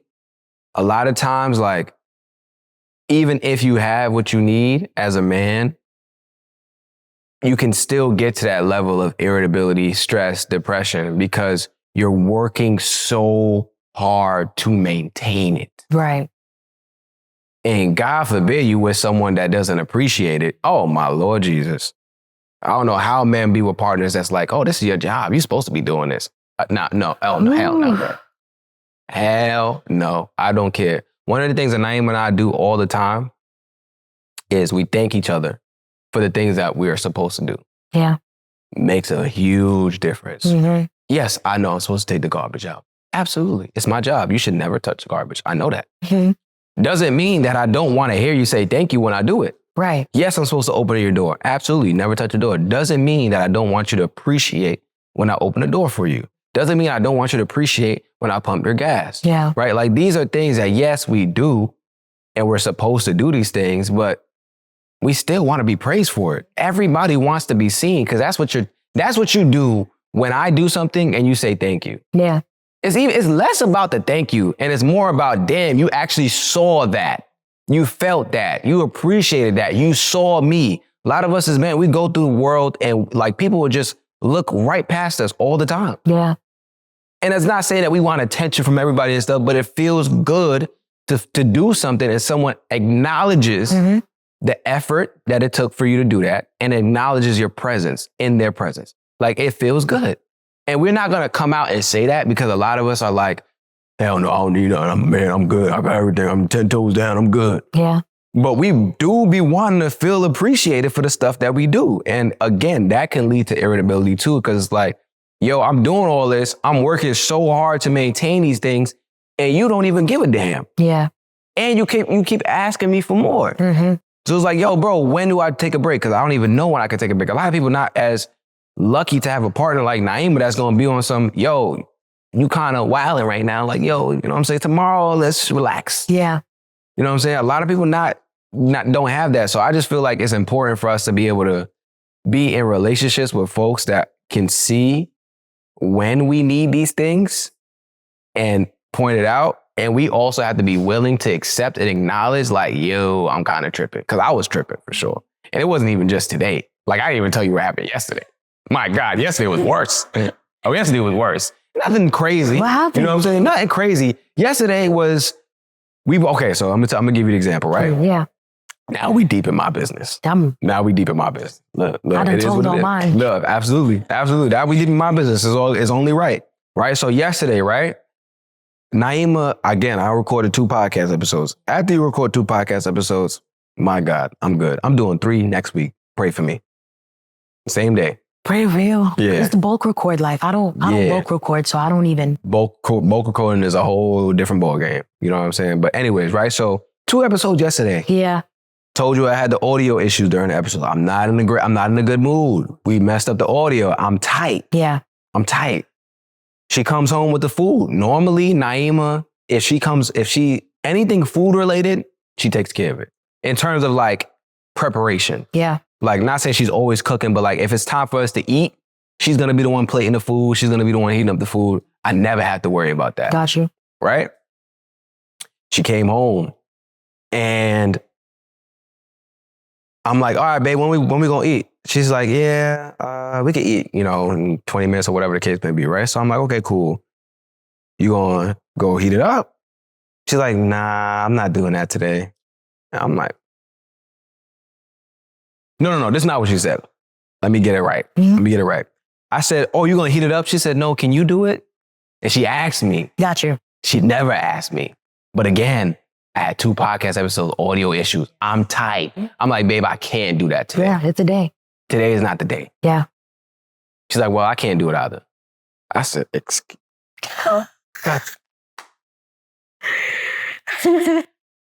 excuse me? Mo. Now, she's not no slave or anything, right? But I'm like, oh, wow. In my head, my relationship is crumbling. I'm like, yo, these are things that we've built found. This is the foundation. You, as little as that is, right? I'm like, yo, you heat the food up. What's happening here? Are you now going to start taking out the garbage? Or like, what are we doing here? Right? There's something wrong going. Not me thinking like, you know what? She may have had a day too. Right? Not me sitting there being empathetic and understanding like, yo, maybe my girl also had a day and she's stressed out. Yeah. So now I'm frustrated. I'm not angry at her or anything like that. I'm frustrated. I go downstairs, I take care of it. She comes downstairs, you know what I'm saying? And she's like, she realizes that I'm frustrated. I also know that I'm kind of wilding. We sit down, we start eating, we start talking. And she tells me about her day. Dang. And I was like, my bad, babe. Because I was like, on a scale of what my day, I don't do the comparison thing in terms of like trauma and stuff. But let's just say, if my day was here, her day was like, yeah. And I was just like, yo, babe, you got it. You got it. And she didn't even, and this God bless Naima's heart, she didn't even black. She had every right. She could have blacked on me today. I'd have been like, you got it, bro. You got it. So I'll tell you, yesterday was worse. Today was, and the crazy thing is, yesterday happened and I still wild out today. That's what's really the kicker in all this, Mo. Yesterday happened. I should have been on my best behavior today. I should have been like, you know what? Yo, yesterday I was kind of wild. Let me make sure I tighten up. Yeah. Today I was like, yo, give me the answer. Nah, come on, bro. But we all fall short. We all fall short. And it's very important for us to have a graceful partner. And it's also important for us to know when we're falling short, and it's important for us to apologize. Yeah. Not saying that's going to change what happened and how you felt about it. But one of the things that I think is very important that we don't do enough in the Black community is apologize to each other. Especially parents that have done stuff, especially Caribbean parents. My Lord. Caribbeans don't know they don't know what apologies are. It hurts. They be like, what? I didn't do anything wrong. You're alive, right? You're still walking. You still got 2 feet, right? Just forget it. I didn't do anything wrong. You're good. You're alive. As long as you're alive, Caribbean parents are like, I did nothing wrong. Yeah. So I already know, but we gotta reverse that. It's very important for people to hear you say, yo, I messed up. Yeah. I kind of messed up there. And I'm deeply sorry for how that may have affected you. It don't mean that you're a bad person. And I think that's the biggest thing is like, I see it. My family, other people's families, it's like people can't admit that they did something wrong. Right. Or that they may have harmed someone. Yeah. Because it removes the identity that they've created for themselves, which is like, I'm this great person that treats everybody great. Nobody does that. Everybody has like someone that they've done dirty. I got my fair share. How much did I talk about being cheated on a podcast? I never cheated. No, never cheated. But I definitely been in some situations like when you talk about the in and out relationship stuff. The reason why I told you what I told you is I'm like, I've been that guy that's been in and out with a shorty. And I know what I was thinking. I'm like, this ain't the one, but you know what I'm saying? She cool. So damn, I'm kind of bored right now. I know she gonna respond because she was feeling me. So let me just hit her up. I want a little attention. Yeah. So listen, I be doing my dirt. But at the same time, I was doing my dirt. But at the same time, like, you know what I'm saying? Like bring it back to what we were talking about. The apology thing is so important because you have to be able to let people know, yo, I know I messed up. And what the apology does for the person is it allows them to stop gaslighting themselves. Yeah. What I mean by that is oftentimes if you don't have an apology in your head, if you're an overthinker, which a lot of us are, you're thinking, yo, maybe I'm bugging. Like maybe that wasn't an actual issue. Maybe I'm taking it the wrong way and like yada, yada, yada, blah, blah. And you're in your head back and forth, back and forth, back and forth, back and forth. When you get the apology, it's a confirmation that you're not tripping. I wasn't tripping. I don't need to keep overthinking this thing. I could actually use my mental capacity to think about something else. I don't have to stress myself out to think about the situation anymore. The person that was involved literally came out and told me that they were responsible for whatever it was, whatever harm that was done to me. So I know I'm good. You don't apologize. You have that person literally going in circles in their head a lot of times until they get to the point where they're like, you know what? I'm able to realize like, I'm not bugging. This person just didn't apologize. But that takes a while. It takes a while before people get there. So the apology allows people to be able to just, boom, situation done. Absolutely. So we gotta get more comfortable with that. We have to get more comfortable with just being wrong and acknowledging our wrongdoing. Absolutely. I want to ask you, because one of the things you said too, right? You talked about putting your purpose before the relationship. Yeah. Is there anything else that should come before the purpose? And this is a trick question, but it's not really a trick question, but it's a trick question. Yeah, I feel like the initial thought to that was God. Okay, there we go, Mo. There we go. That was the initial thought. There we go. We're good. We're good. I'm not even going to let you think about anything else. Yeah. Amen. We on the same page. Amen. Same page. Yeah, but talk to me, right? So how important is it, do you feel like, for men to have a relationship with God before a relationship? Very, extremely, right? I feel like a lot of times, this recent podcast that I recorded, shout out to Shirley, I had Shirley Beats on there. We talked about that, right? I think I saw that. Yeah. She was dropping gems. Like she was like, a lot of these men don't know God. They don't know God. Like they maybe are seeking or want a relationship with God, but really they're leading themselves. That's why a lot of men, no offense, love you, down men, but a lot of men don't have like clear direction, or maybe are like, don't know what their purpose is, or are in a bout of confusion and, depression even, because God is missing. Right. So I think, you said how important it is. I think it's extremely important, because the minute that a man, I think, locks in with God, or just having a spiritual foundation, right? Some people's religion, their spiritual foundation may look different. Right. But if you have that, you have a source that other than yourself, right? I think everything else will kind of fall into place essentially, right? Because there's so much pressure. This is what I say for me, right? Me being somebody who I identify as Christian. I grew up in church, been baptized. I had a closer relationship with God, I feel like, at one point, but, life be happening. But that's still my foundation, right? And so as I'm navigating, being a therapist, having the podcast, I'm praying, right? I'm consulting with God. I just started reading the Bible from the beginning, right? I'm doing things so that I can like hear his voice, right? So that I can feel his presence. And there's some people who they're their soul source. And when I tell you, like, I feel like if I didn't have God, like in certain moments, I'm like, I would have been depleted. Like when I tell you, like, just depleted, like just like maybe like certain instances where I really had to like have resilience and push through, I would have gave up. So for me, I feel like me as a woman now sharing this, but like for men even more so, right? It would be a thing where like, like it's very like empowering to know that like you have someone that secretly is fighting battles for you, right? As opposed to like me just having to fight these, because it's spiritual battles more so we're talking about, right? Like in the physical sense, because I believe God's presence, is within all of us, right? Like God's spirit.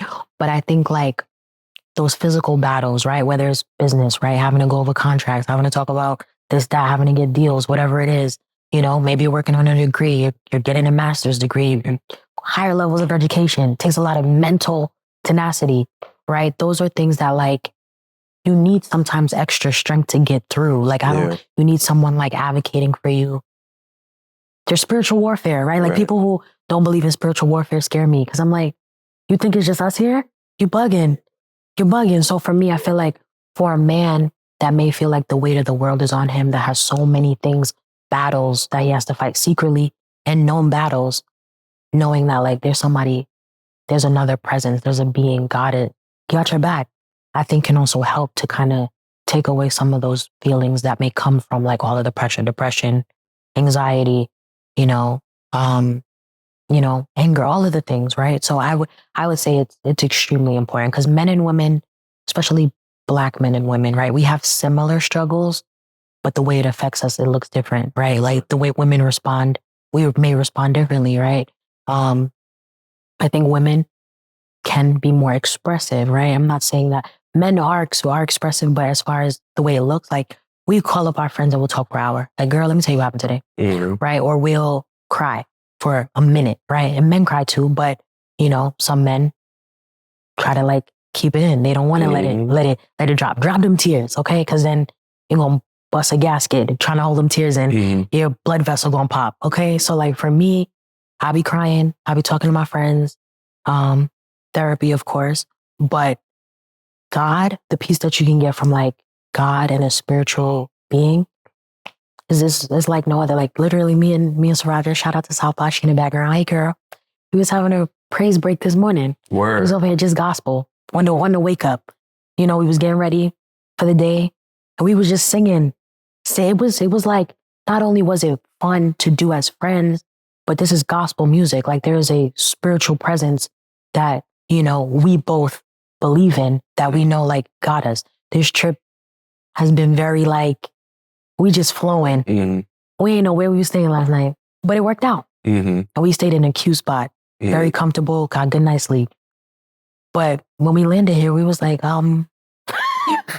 But the thing is, I didn't feel worried though. Right. Because I knew like you're covered. We're covered. You get what I'm saying? And so I feel like if all men, right, all Black men could experience that, certain level of like peace and security, right? I love that word, security, knowing that like we're Gucci. We don't know, but I know that we're gonna be good. And I think I even said that to her. I was like, God got us. God got us. We don't know.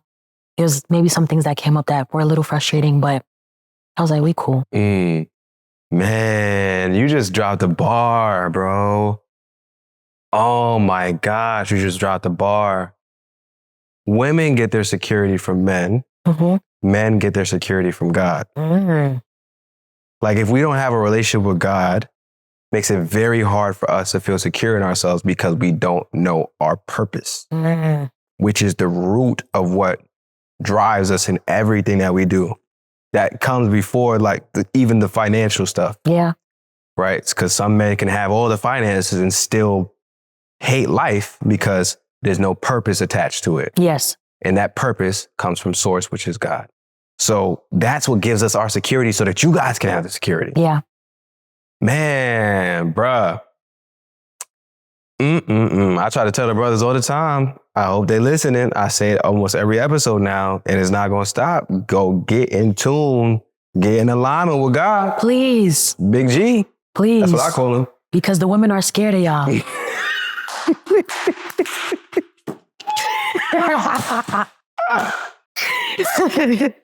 Like, let's be serious. We are scared. Afraid.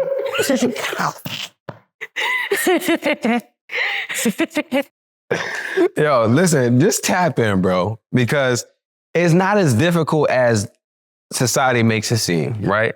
For me, I was not the most praying. Like, I didn't pray all the time. I didn't know the Bible. I didn't know any chapters. Yeah. You know what I'm saying? I still am at that point where I'm still learning. If I had to give you a spiritual age right now, I would say I'm probably like 11. Okay. You know what I'm saying? Like, I'm still learning. I'm still learning a lot, right? But I know where I was at. I was like at 3 before I started reading the Bible the way I've been reading it now. Yes. And for me, it's like 15 to 30-minute Bible studies. I say this all the time because I'm all about giving practical advice for the everyday Black man that has a job and has probably kids or family or people that he's taking care of. He's probably not going to just hop straight into church if he's not going to church. Right. It's very daunting for someone that doesn't have a spiritual relationship, doesn't have any spiritual foundation, to just hop straight into church, especially when you go to any type of Black church. Because, as soon as you go to the Black church, first thing you're going to do, hey, we got any new members? Yes. And you kind of just hoping like, please skate over me. But then you got that one older woman that's next to you like, yes. And you like, absolutely. So anyways, right? Back to the point. What I was trying to say, right, is it doesn't have to start there. No. Right? You can start with something practical in the crib, 15 or 30 minutes, Bible study. You got your laptop open or your phone open, whatever, or you have the actual physical Bible open and you're doing a study. So like, don't overcomplicate it because a lot of us overcomplicate our relationship with God. We don't need to overcomplicate it. Dumb it all the way down. Read the Bible, pray. Yeah. Pray in the morning when you wake up, pray before you go to sleep. Read the Bible at some point in time throughout the day and pray as well. Pray before you make big decisions. And if you don't know how to pray, there's a bunch of prayers in the Bible. You'll be fine. Yeah. You learn how to pray through reading the Bible. Literally. You read the Bible, you see how certain people are praying, you see what's happening in their lives at that time, you see what they're praying about, and you relate it to what you're going through, and you say the same prayer. Literally, you pray the same things. Yeah. Someone has something in the Bible and they pray certain things, or they went through something, they pray certain things, and certain things happen. Success leaves clues. There are clues all over the Bible. You got certain things that's going on in your life, and you're like, yo, why can't I? Blah, blah, blah. Look up a Bible verse for that thing. Bible verse for anxiety. Bible verse for dealing with difficult family.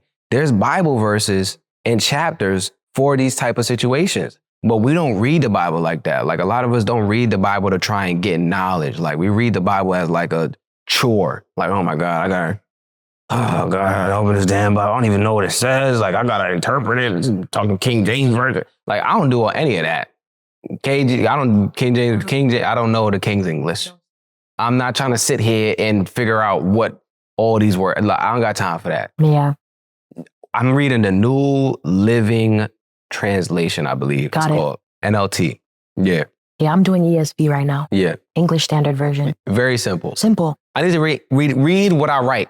I'm not trying to read what was going on in 16 BC or whatever the hell. No. Or 18. I don't got time for that. I don't. Right? Who talks like that? This is what I'm saying. This is what I'm saying, right? Let's be serious. Simplify it. You don't need to make it complicated. And I'm saying all this because I was a guy that used to think when you talk about creating a relationship with God that I got to read the King James Version and I got to sit there and be doing it for an hour, 2 hours. I got to go to church or else I'm not doing it right. All these different kind of things. And so I want to eliminate all of those excuses from these guys' minds and allow them to understand 15 to 30 minutes will get you right. Mm-hmm. Read verses or chapters on things that you're going through. If you want to start there, yes. Then you start randomizing it and just read whatever you want to read, or you're reading it in order of what's in the actual Bible. But there's a lot of lessons and a lot of wisdom, knowledge, and understanding that you can get from reading the Bible and praying. And I just need brothers to understand, like, a lot of the stuff that you're going through, a lot of the problems that you're having. I'm not going to say that the Bible is just going to make them magically disappear, but I will say the Bible has a lot of answers for a lot of the stuff that you're navigating. Absolutely. And you will never know until you start reading it. Mm-hmm. And you got to also pray before you read. Pray for the Holy Spirit to give you interpretation over what it is that you're reading. Because a lot of times our own interpretation of stuff is not how it's supposed to be interpreted. You read something and you think a completely different. You think about the shorty you saw in the gym. What we talking about, bro? I was just about to say. You know what I'm saying? You thinking about it. You read it, all of a sudden you start thinking about your old joy. I'm like, listen, Like, come on. the devil is a You know liar. what I mean? Exactly. Like, this ain't, what are we talking? I'm supposed to be reading about forgiveness. How the hell am I thinking about, you know what I'm saying? Like, this ain't it. So you got to pray before you start reading. Pray that the Holy Spirit be with you and the Holy Spirit guide you. Pray that you read what you need, not what you want. And that you pray that you are able to interpret what it is that you're reading so that you can apply it to your life. That's the same prayer. I say the same prayer before I read the Bible every day. Sometimes, I get a good interpretation of what it is I'm reading. Sometimes I don't. That don't mean you stop. You get what I'm saying? Because you need to have that relationship as a man. If I don't have that security, like you talked about, I don't know because listen, I'd be stressed sometimes, bro. And I'm like, yo, listen, guy, I'm good. I'm done. Yeah. Like if it was just me, but knowing that I have that foundation gives me the peace to be able to move forward, knowing that I'm covered, I'm good. So, man, that's important. You know what we didn't talk about? We didn't talk about conflict in relationships. So I want to talk about that. Let's get into it. Let's say a man is in a relationship with a woman. He loves this girl, but they just be, you know what I'm saying? They be arguing about stuff. How do they navigate that? What would you say? And I know that's real vague. I'm giving you probably a terrible question to give you, but it's a real thing. I know people that's in relationships that like they love each other and it's not necessarily unhealthy, but there is unhealthy aspects to it because they're always arguing about stuff. Mm-hmm. Right? It may be little stuff. It may be just like little random stuff. Yeah. So how do they navigate that? What would you say are some things that they can do that may be helpful in terms of like conflict resolution? Yeah. No, that's a good question. I think thinking about, for one, like what are we arguing over? Like what is like at each moment, right? Like I wouldn't say looking at it like, you can look at it holistically, but I say take each conflict at face value. Like, okay, this is an isolated issue, right? Mm-hmm. Versus like looking at it like, yo, you always doing this or whatever. Mm-hmm. Look at it in a more like small scale. Like, okay, this is the issue, right? Like maybe the person is always late, right? Like, and this is something that I feel like this is something that like I actually go over with my clients a lot. There's this article that I always reference from Psychology Today. I use it. I'll probably like give it to you, like in case like people watch the episode, they want to use it. The gem is like, it talks about 8 keys to healthy relationship, right? Okay. And one of the things that come up is like solving problems, right? And honestly, in relationship, there are some problems that can be solved, right? This person is like chronically late. I honestly think that's a solvable problem for me personally, but depending on the relationship and the partner, it may not be. It may not be, right? And so you as the person that is choosing to be with them have to decide, okay, if this thing never changes about this person, am I still going to choose them? And if the answer is yes, then you guys can work through this, right? It doesn't have to be an argument every time, right? So I always say, like, think about what the problem is and if it's solvable or not. And if it's unsolvable, then you have to just, if anything, shift the way you respond to it or come up with a plan somewhere, like a compromise somewhere where like you're not always angered by this or this person isn't, it's not always a back and forth, right? And so for the things that are solvable, I would say just like communication. I'm always going to go back to communication, talking about it, right? Like talking about like why it is that you don't like this thing. And then how to like work to change the behavior in the future, right? Like I think if you express not liking something that a person is doing and they do nothing to change it, I think that's an issue, right? So like there should be changed behavior moving forward, right? If you're expressing this is my boundary or whatever, like I actually really hate it when I don't know, like we pull something out of a hat, right? I hate it when you do this thing, right? And the person continues to do it. So that's where I think it's a thing where it's like, but it's a solvable thing, right? Like if it's a solvable thing, it's like, well, why does this keep happening? Right. What do you need help from me to help you? Like to fix this? Like, what do you need to change this behavior? Like sometimes it's also like humility, approaching things with like a humble heart and being like, okay, how can I help you? Right? Like this is bothering me, but I want to help you. Like maybe we got to work together, right? Because sometimes relationships are learning. I think every relationship is a learning experience, right? So it's like, you're having an issue with something your partner's doing. How can you help them with it, right? Like rather than pointing the finger, because one day something will come up that you do, right? And y'all gonna have to figure out how we gonna get over your issue, right? So I would say, if anything, just be humble, right? Be gracious, right? Which I think that came up earlier, being gracious with your partner, because nobody's perfect, right? It's gonna be your turn eventually. And when it's your turn, how do you want to be handled, right? So I feel like handling everything with empathy as well. Like, okay, I see this as an issue. It's an issue for you, but it's definitely an issue for me too. But how would I want to be handled, right? That's what empathy is, right? Is like thinking about, if this were me in this position, how would I want this person to handle me, right? And you handling that person in that same way, right? Like being helpful, right? Not being like not so critical and easily pointing out the issue and the flaws. Sometimes I think like if you feel yourself getting annoyed or bothered by something, take a moment. Like just, you don't have to say something right away, right? Like me, I'm good for that. I'm good for something happens. I'm gonna sit on that joint for like a week before Saraja knows, because we done had our we had our few moments where I was like, girl, but we have since grown from there. And now I feel like our communication is actually like way better, right? But I feel like I had to work on that though, because sometimes it could be too long. You sat on it for way too long and now people are confused, right? And so that was something that she helped me with, right? This is like a real life example. She was like, well, you never said that.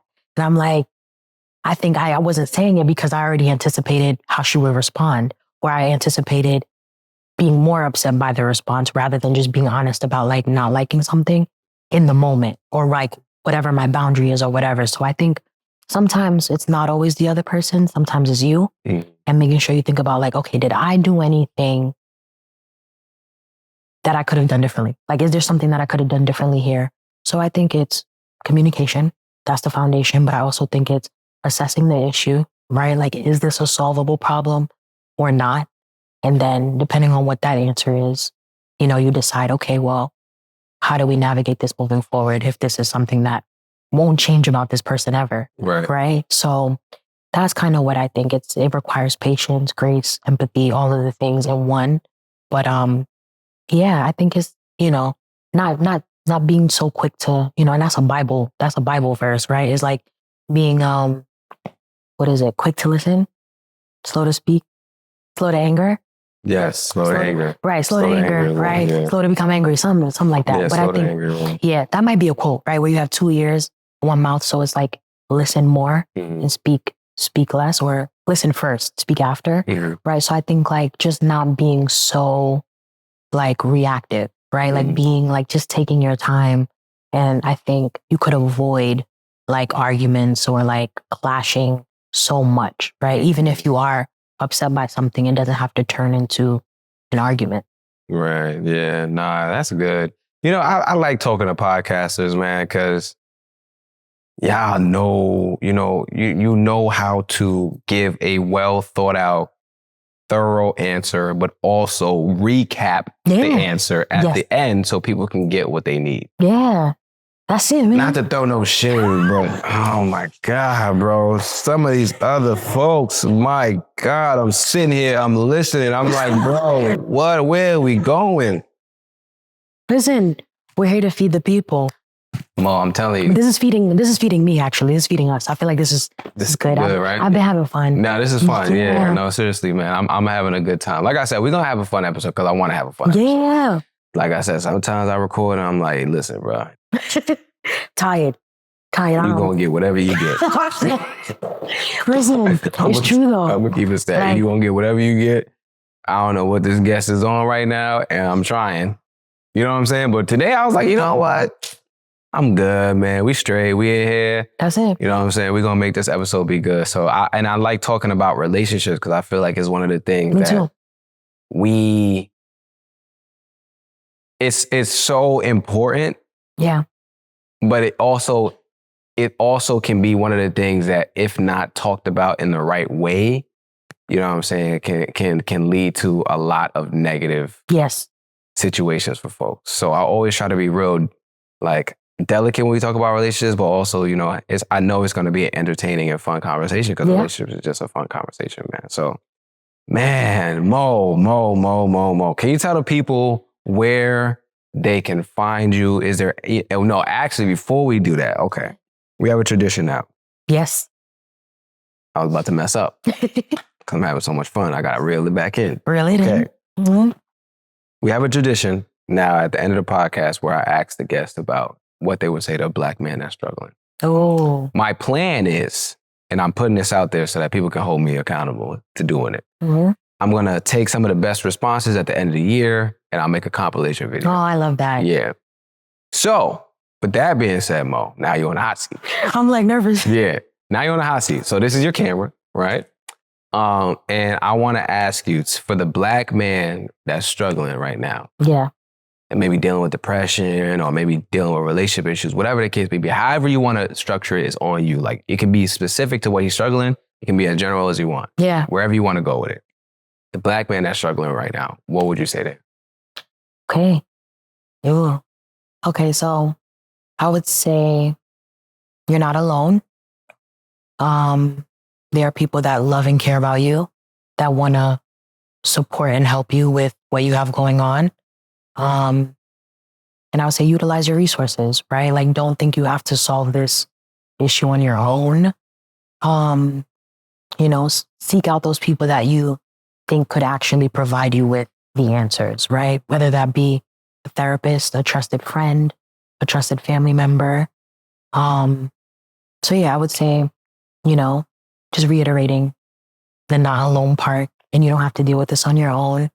And you also get through this, right? This doesn't have to be the end of, you know, whether it be a relationship, you know, job, you know, financial strife, whatever it is. It doesn't have to be the end for you or whatever you're trying to pursue. You may just have to pivot.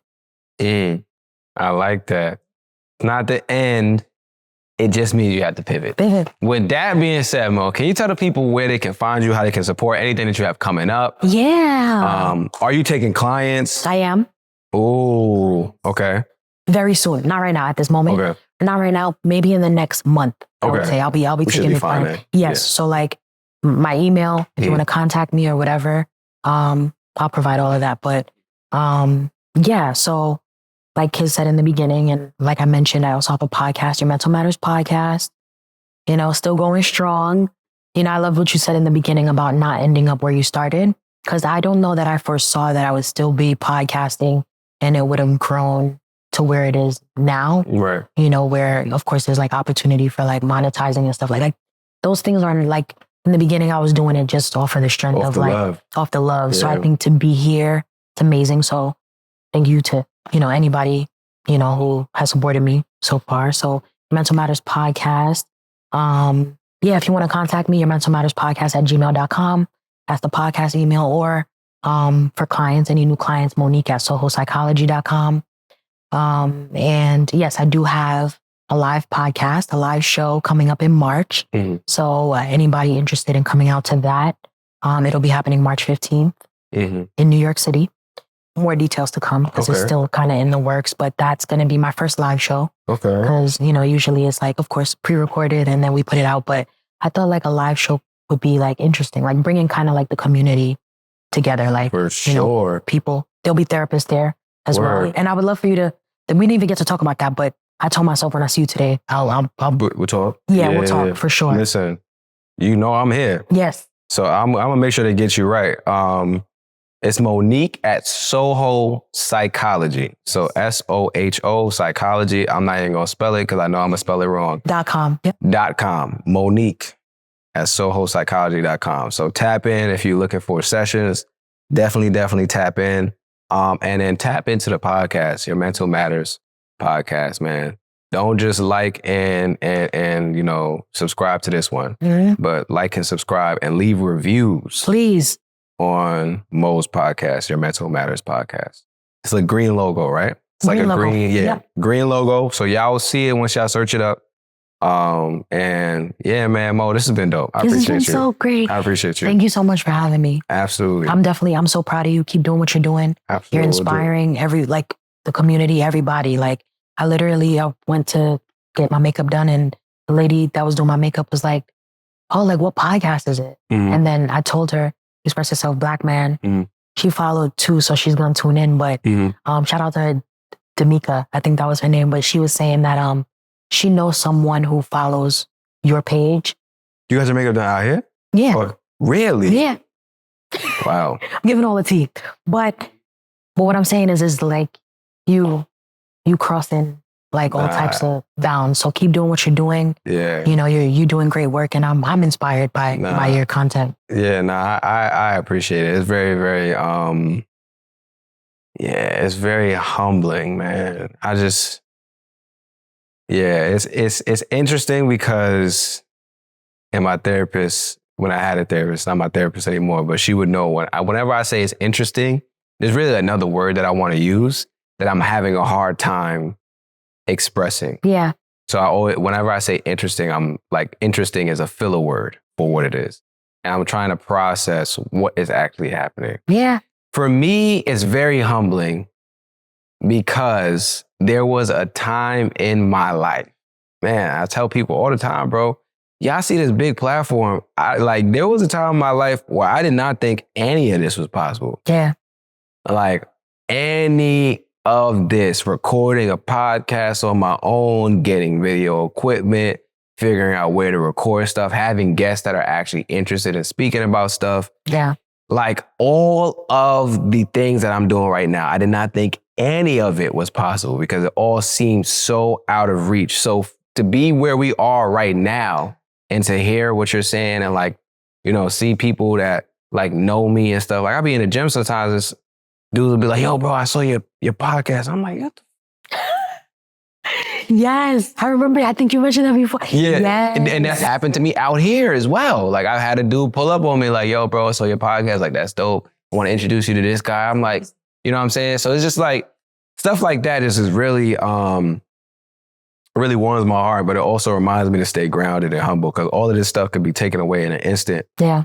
So always put God first and let people know, like, as much as we see me as the figurehead, it is not me. Mm-hmm.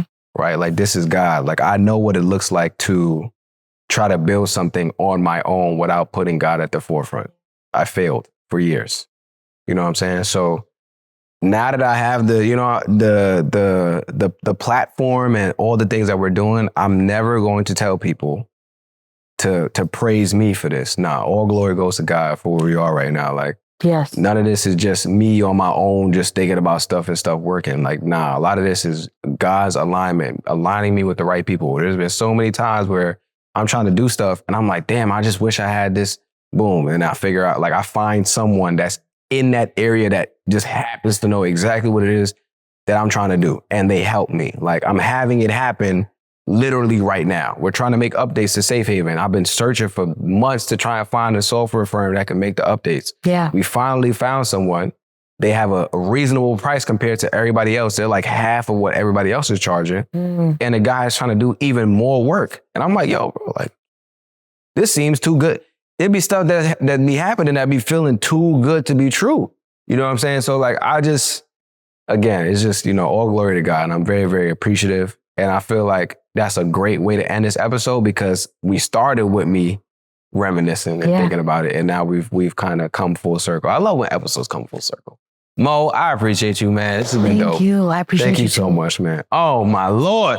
You got me in my bag in here, man. Thank you so much for watching this episode. If you are planning an event or you are part of your organization's Black employee group and you are interested in having dope Black mental health professionals or myself come in and do a speaking engagement or a workshop or a keynote address or a panel, please click the link in our bio on Instagram or TikTok, scroll down and click book us for speaking and brand deals and fill out the form available on our website. Once you fill out the form, one of our team members will get back to you about how we can collaborate and create something dope for your organization. This is an unparalleled opportunity. We are currently the largest Black men's mental health platform, and we have a few slots available for our calendar year, and we would love to partner with you to create something dope for your organization if it makes sense for both parties, right? So go to the link in our bio, scroll down, click book us for speaking and brand deals,